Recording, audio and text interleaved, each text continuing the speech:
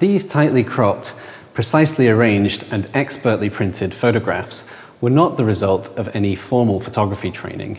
And yet they display a highly sophisticated understanding of both the photographic process and of formal composition. Despite their incredible beauty, there is no known record of the photographer Charles Jones ever receiving recognition for his photographs during his lifetime. In fact, it was not until 22 years after his death that Jones's talents would finally be discovered, hidden in a trunk at an antique market in South London.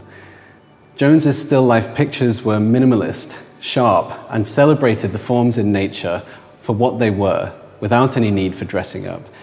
He found the beauty in simple things, like a proud-looking turnip or the skin of an onion. Sadly, Jones never shared, published, or exhibited his pictures, and perhaps we will never know why. What is certain is that Jones found pride in detail and precision. Perhaps that is what led him to make photographs in such an avant-garde, modernist style.